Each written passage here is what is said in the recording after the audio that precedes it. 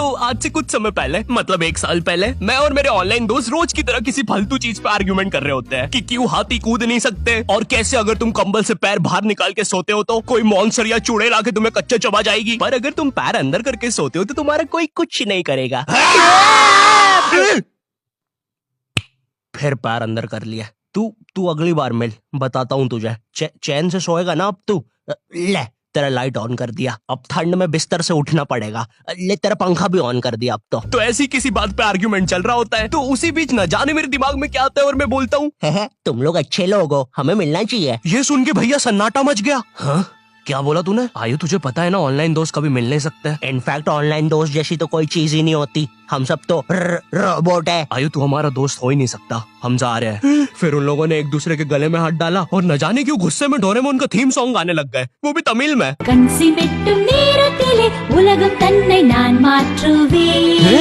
क्या? अब नहीं, ऐसा कुछ नहीं हुआ था। सॉरी गाइस, कुछ महीनों से जिंदगी थोड़ी सही नहीं चल रही है, इसलिए ऐसे जोक्स आ जाते हैं कभी कभार। खैर सरप्राइजिंगली मेरे ऑनलाइन दोस्तों ने मेरी मिलने वाली बात को सीरियसली लिया, और इसी तरह हमारी Mumbai to Goa trip plan होती है, जो कि दिसंबर में थी। तो अब फास्ट फॉरवर्ड करते हैं सीधा दिसंबर तक ट्रिप का टाइम। तो अब कुछ रीजन की वजह से मुझे मुंबई प्लेन की जगह ट्रेन से जाना पड़ता है। नहीं, मैं एयरपोर्ट पर फटाका लगाता हुआ नहीं पकड़ाया था। थे कुछ रीजंस, थी कि सच में थे। तो मैं रात में ट्रेन में बैठता हूँ और सुबह में मुंबई पहुंच जाता हूँ। अब जो मुंबई पहली बार आता है ना, वो ना अलग अलग चीजों को देख के चौंकता है, जैसे वड्डी वड्डी बिल्डिंग्स, वड्डे वड्डे सुपरस्टार्स। और इधर मैं जैसे ही मुंबई के स्टेशन पे उतरा, ओ बहन की एलिवेटर स्टेशन पे, वो भी भाई साहब इसको एस्केलेटर बोलते हैं। एलिवेटर मतलब आंखों पे भरोसा ही नहीं हो रहा है। मैंने मम्मी को फोटो खींच के भेजी, मम्मी एलिवेटर, वो भी स्टेशन पे। भाई साहब एस्केलेटर होता है। देखो ये हमारे स्टेशन पे नहीं होते हैं, हमें पूरा ब्रिज पैरों से चढ़ना पड़ता है। और मेरे गांव के ब्रिज पता है बादलों में होते हैं। वो ब्रिज को इतनी ऊपर होने की जरूरत भी नहीं है, उसको किसी इंजीनियर ने भी नहीं बनाया है। ये गाँव के लोगों ने मस्ती मस्ती में उसको इतनी ऊपर तक बना के आ गए। अब वो स्टेशन का ब्रिज ना आउटर स्पेस तक पहुंच चुका है। साला कुली लेके भी जाओगे ना तो थोड़ा ऊपर जाके तुम्हारी कुली को भी कुली करना पड़ जाएगा।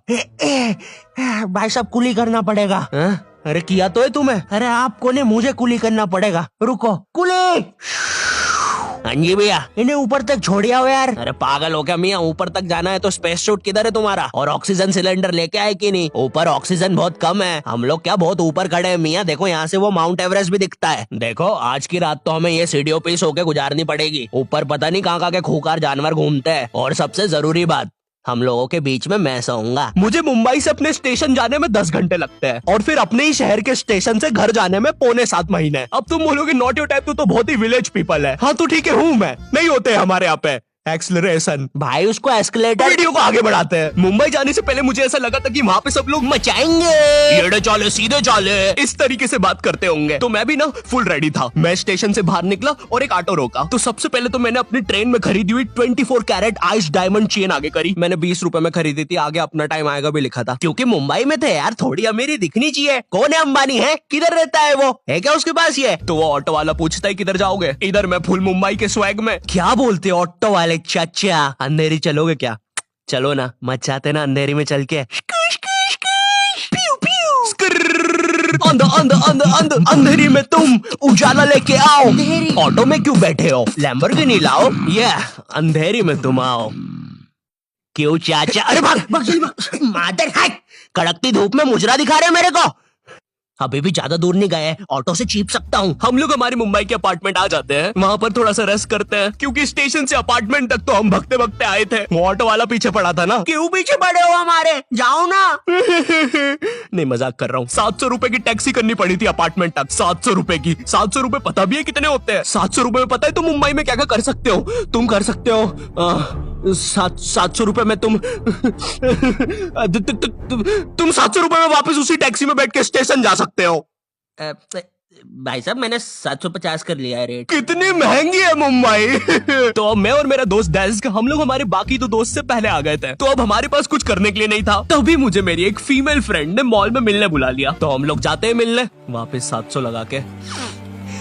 ये मुंबई भी ना। तो मेरी दोस्त ने ना मुझे एक मूवी देखने बुलाया था, अवतार। मूवी में ज्यादा कुछ खास था नहीं, कुछ नीले लोग नंगे होके पानी में भाग रहे होते हैं रोबोट मशीन से बच के। ये मूवी मैंने 3D में देखी थी, ज्यादा कुछ चेंज नहीं हुआ। अब बस वो नंगे लोग मेरे साइड से निकल के भाग रहे थे। हम ये जंग जीत के रहेंगे। सर वो सब तो ठीक है, वो आदमी कौन है? अरे वो हमारी मूवी देख रहा है 3D में। उसे तो मजा ही आ जाएगा जब हम सब नंगे होकर उसके सामने से भागेंगे। मेरी बात सुनो सब लोग, हम लोग उसके बहुत पास से भागेंगे लेकिन उसे टच नहीं करेंगे। जिमी मैंने तो अपने हाथ भी गीले कर लिए सूसू से। जैसे ही मैं नंगा होकर उसके पास से भागूंगा अपने हाथ उस पर लपलपा दूंगा, चीटों से उसे लगेगा मूवी और रियल है। मेरी जिस फ्रेंड ने मुझे मॉल में बुलाया था उस दिन उसका बर्थडे था और मैं इधर बेशरम बेहया खाली हाथ गया था, बिल्कुल उस लेंडू बच्चे की तरह जो बर्थडे पार्टी में खाली हाथ आ जाता है। फ्री का नमकीन और केक दे दो बस उसे। तो ये बच्चा इधर मैं था। चीजें अभी इधर खत्म नहीं हुई हैं। उस बंदी ने फिर मुझे गिफ्ट दे दिया। चीजें अब सीरियस हो गई है। दुनिया का सबसे बड़ा क्राइम इधर, ठीक है इधर है, और फिर आता है किसी के बर्थडे पे उनसे ही गिफ्ट ले लेना इधर। पहले तो मुझे समझ में नहीं आया कि ये बंदी मुझे टॉन्ट मार रही है कि सच में गिफ्ट दे रही है। मुझे उस समय इतनी ज्यादा शर्म की अनुभूति और आभास हो रहा था, मेरा मन कर रहा था उठ के भाग जाऊं वहां से।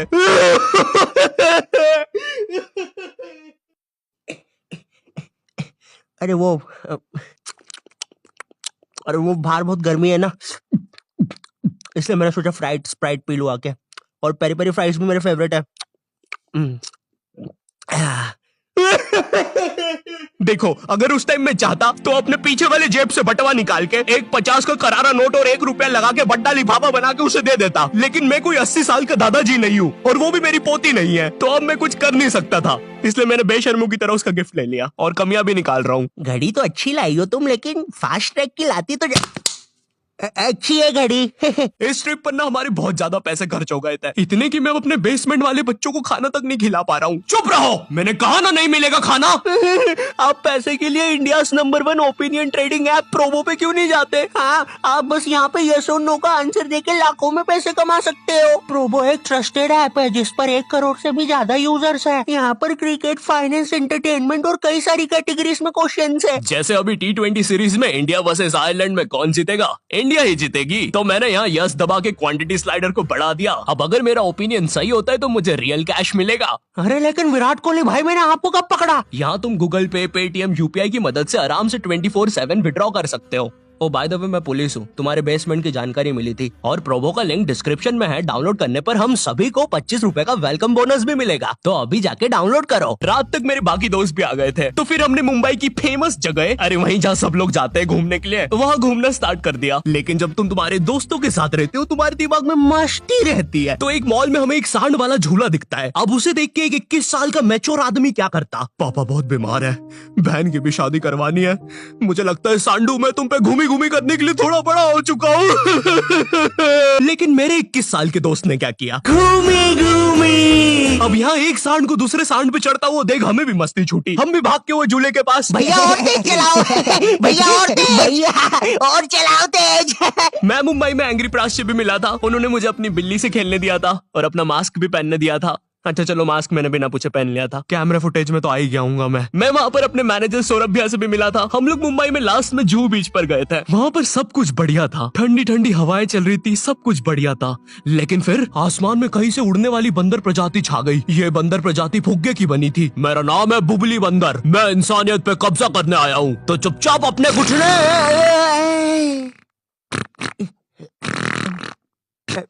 है दोस्त, क्या तुम प्लीज मेरी बूंद में हवा भर सकते हो?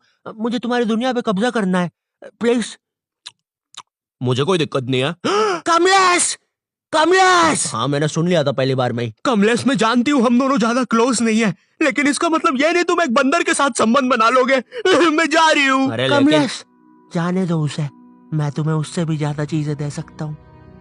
मुंबई के बाद हम लोग निकलते हैं गोवा के लिए। गोवा काफी चिल जगह थी। मैं वहाँ पर काला भी हो गया था दिन भर बीच पर धूप में भटकने के कारण। सच में वहाँ पर धूप तो बहुत ही ज्यादा थी, मतलब इतनी ज्यादा कि जमीन के अंदर से लोग बाहर आ रहे थे या अंदर जा रहे थे। कोई मुझे बताएगा ये क्या हो रहा है यहाँ पे? गोवा में तुम ऐसे बीच पे राइड्स वगैरह कर सकते हो, जैसे जेट स्की। इसमें ना तुम्हें आगे टंकी पे बिठा लेंगे बच्चे की तरह और पानी का एक चक्कर काट के वापस ले आएंगे। ये चलो ना।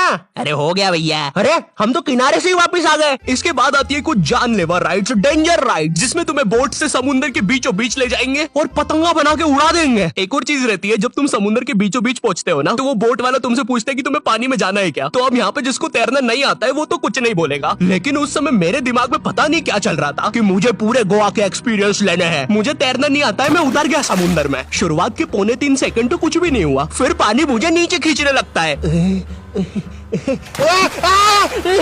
ये तो कुछ भी नहीं, अब मैं बोट से भी दूर जा रहा हूँ धीरे धीरे।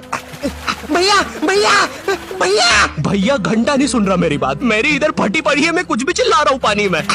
भैया बीमारी है मुझे, ले लो ऊपर। भैया मैं माँ बनने वाला हूँ, ऊपर लो। उस समय कोई दूर से शार्क वार्क भी देख रहा होता ना तो उसे भी दया आ जाती। ओए बच्चे को क्यों परेशान कर रहे हो बे? चलो ऊपर लो इसको, खा लूंगा वरना इसे। चलो बेटा ऊपर चढ़ो तो। हाँ चलो चलो। जैसे तैसे वो बोट वाले ने मेरे को ऊपर लिया। अरे भैया क्या बच्चे ऐसे चिल्ला रहे थे? स्विमिंग सिखा रहे थे तुमको? अच्छा समुंदर में वो भी? तेरे को ड्राइविंग सिखाने का बोलता तो तू तो रॉकेट में बिठा देता मेरे को, पागल। सबने ना मेरा बहुत मजाक उड़ाया कि पानी में गया बच्चों जैसा रो रहा था, लेकिन वो कहते हैं ना सबका टाइम आता है। हम लोग ना उसके बाद एक बनाना राइड पे जाते हैं जिसपे तुम एक बनाना शेप चीज पे बिठाते हैं और उसे नाव से खींचते हैं और बीच समुद्र में ले जाके फेंक देते हैं। तुम्हें पहले नहीं बताएंगे कि तुम्हें फेंकने वाले हैं। उसने हम सबको लेके गया और फेंक दिया। अब सब मुझसे भी गंदे रो रहे हैं पानी में। भैया हम मर गए। पीछे लाइफ गार्ड आ रहा है। और भैया इतनी दूर जाओगे तो सच में मर जाओगे। मेरे पास क्लिप पड़ी इधर सबकी रोते हुए, मैं लगा दूंगा। मैं तो करना है। अरे कुछ नहीं होता, नहीं करना, मैं मरना क्या?